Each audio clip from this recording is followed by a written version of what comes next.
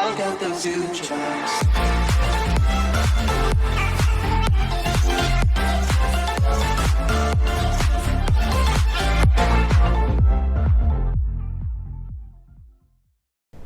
Subreddit d'horreur, les amis. Oui, aujourd'hui c'est une vidéo de subreddit d'horreur car ça fait longtemps que j'en ai pas fait. Vous remarquerez l'ambiance bleue qu'il y a. Je ne sais pas pourquoi, mais voilà.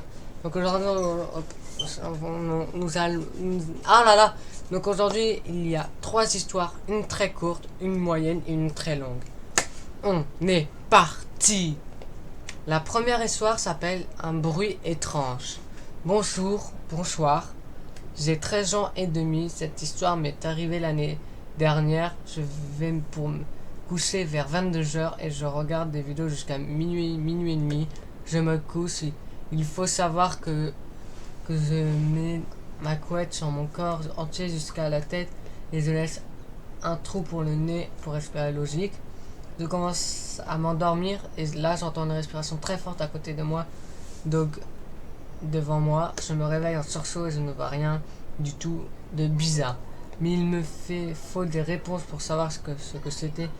Je ne crois pas au paranormal, mais il y avait une fifire qui s'est écrasée dans mon sang et une pièce de son avion dans ma chambre. Peut-être dois-je jeter, ça peut m'arriver 2 fois quand même.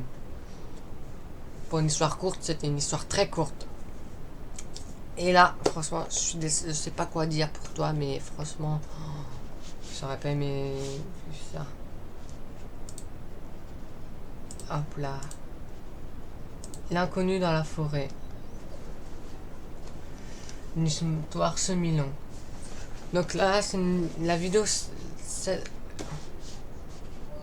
La deuxième partie, la deuxième histoire s'appelle L'inconnu dans la forêt.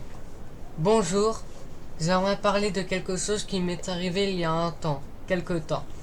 Tout d'abord, il faut savoir que mon père habite dans une maison en zone rurale. Je lui rends souvent visite là-bas. Cette maison est bordée de la forêt de presque tous les côtés, 3 côtés sur 4, et est incluse avec un terrain d'1 hectare de terrain, principalement de broussailles en pente. La nuit, lorsque les lumières s'allument, on peut donc voir l'intérieur si on est dehors et plus particulièrement dans la forêt. Un soir, après avoir regardé un film, je monte des escaliers et regarde en passant par la fenêtre. Il y avait une fenêtre donnant sur la forêt dans la cage d'escalier de ma maison. Par la fenêtre, je distingue un homme, plutôt une silhouette d'homme qui me fixe depuis la forêt. Déjà, là, ça commence à faire peur. Je veux pas vivre ça de ma vie. J'espère que tu vas pas le revivre. Waouh. Donc, il me fixe depuis la forêt. Cela fait 3 ans maintenant. Je ne sais pas quoi faire. Et si ce que j'ai vu est bien réel, que faire? T'appelles les flics. Allez, go. 17. T'appelles les flics. C'est ce qui est meilleur pour toi, je pense. Donc, au lieu de rester comme ça, appelle la police. Et maintenant, l'histoire est un peu plus longue que prévu parce qu'elle a fait une clone. Bonjour. Reddit me sort un message du type You're not an que j'ai essayé de poster. Depuis la dernière fois, il s'est passé pas mal de choses. Après mon dernier post, je suis allé voir à l'endroit où il semblait avoir aperçu la girouette et j'ai vu que des branches étaient cassées par terre en plein air comme si quelqu'un s'était frayé un chemin jusqu'ici. J'ai décidé d'appeler la police, mais étant donné le manque de preuves, que ce soit photo, vidéo, etc., ils n'ont rien pu faire. Avec le confinement, ça n'arrange pas les choses. Depuis, je suis sorti me dégourdir les jambes de mon terrain et il me semble vraiment avoir aperçu une putain de girouette. De silhouette. Je n'avais pas mon téléphone sur moi, la prochaine fois je prends une photo. Je ne sais pas quoi faire. Je suis coincé chez mon père jusqu'à la fin du confinement. Mes proches disent que je psychote, mais je l'ai vu, j'en étais sûr.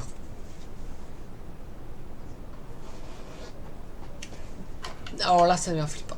Là, les amis, ça devient flippant. J'ose espérer que ça soit pas ton père qui te fasse une mauvaise blague. Mais c'est vrai que dans cette situation, j'aurais eu très peur. Mais voilà quoi.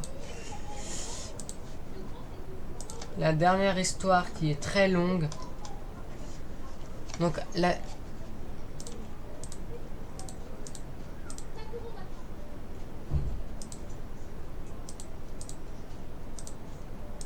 Bref. La visite d'un inconnu. Cette histoire n'est pas sur la durée, mais...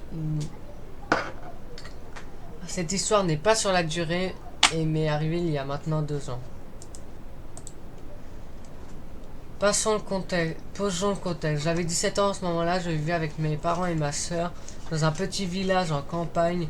Notre maison est sur 2 étages, mes parents dorment au premier et moi et ma soeur avons nos chambres à l'étage. Ma chambre a une fenêtre donnant sur la terrasse de la maison et notre jardin. Enfin, la porte d'entrée se trouvant sous la terrasse est munie d'un détecteur de mouvement qui déclenche alors une grande lumière dès que quelqu'un s'en approche.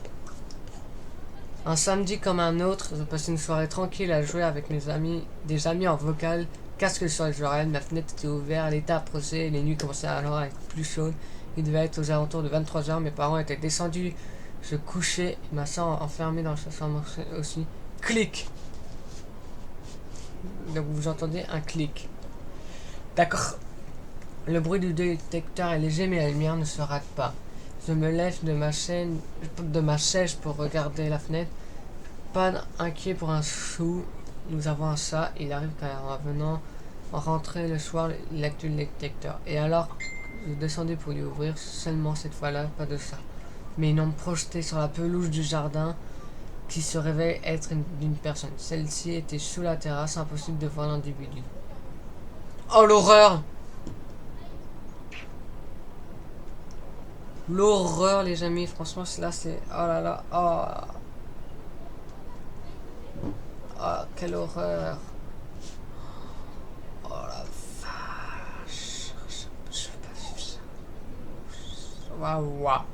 Il se passe alors un moment, peut-être une minute, durant lequel je regarde l'ombre qui reste immobile, il n'a pas l'air de bouger, il ne sonne pas. Et en grand parano, je commence à me dire que ce n'est pas l'un de mes parents. Je réfléchis, je pose mon casque et avant de descendre vers la porte, je pense au petit pistolet à plomb que mon père avait dans le placard. Pas efficace, mais dissuasif quand on ne sait pas ce que c'est. Je descends alors en veillant à ne pas faire du bruit, en passant mon visage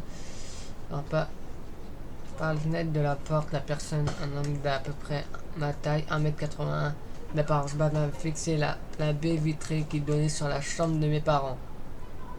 Totalement abasourdi, je m'accroupis contre la porte, perdant le contact visuel avec l'inconnu.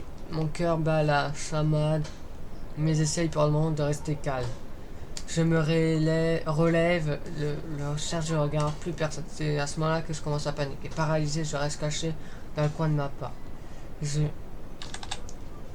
J'en viens à espérer le revoir tellement j'étais apeuré à l'idée qu'il se soit volatilisé comme ça. Après un moment qui me semble une éternité, je saisis mon portable et cherche quelqu'un de mes contacts. Un de mes amis et aussi voisin a un père policier, appelons-le John. Donc dans l'espoir qu'il puisse rappliquer en vitesse, je l'appelle, il décroche. Merci bordel. Je lui explique la situation. Et je pense que mes mots confus et mon intonation ont dû le convaincre. Et quelques temps plus tard, j'entends la voix de John et je me précipite dehors pour le rejoindre. Mon ami était avec lui. Il rentre alors dans la maison, puis en fait le tour. On patiente. Moi, j'espère de tout mon cœur voir qu'un détalé pour être sûr qu'il soit loin. Arrivé alors John qui nous rejoint et nous explique qu'il n'a trouvé personne, aucune trace de qui que ce soit. On rentre et je m'effondre dans les bras de mes parents qui ont été réveillés par John. Mon père me promet de rester un peu éveillé et John assure qu'il essaiera de patrouiller si jamais inconnu comptait revenir. Tout le monde rentre chez soi, je verrouille mes volets, ferme ma fenêtre, tire mes rideaux, je décide de retourner jouer pour essayer de me détendre. n'arrivaient pas à dormir de toute façon. Mes amis que j'avais laissés sans même prendre le temps de leur expliquer ou de couper le micro me demandent, il s'est passé un truc, mec. Rien, laisse, j'ai vraiment pas envie d'en parler. Mais ça va, t'es sûr? Quelqu'un te cherchait, on a entendu quelqu'un t'appeler en chuchotant. Quoi? Depuis, plus de traces ou de nouvelles de cet homme. Quelques mois plus tard, un groupe de 3 personnes ont été pris en train d'essayer de s'infiltrer dans une autre maison, pas loin, peut-être être-le, en tout cas je l'espère. Je n'habite plus chez mes parents et maintenant ça m'a l'air loin, mais je ne me sens vraiment plus... Je me sens plus vraiment à l'aise quand je reviens à la maison. Et bah, vraiment, t'as une manque de peau. Voilà, donc vraiment, je suis désolé que tu aies vécu ça. Ça a dû te faire peur. Moi aussi j'ai eu peur. Alors maintenant, cette vidéo subreddit d'horreur a duré moins longtemps. Parce que j'ai pris une histoire courte au début. Mais c'est pas grave, le principal c'est qu'elle fasse peur. On se retrouve très vite dans de nouvelles aventures. N'hésitez pas à liker, partager, commenter. Bye bye tout le monde. Surtout prenez bien soin de vous. Et dormez bien. 7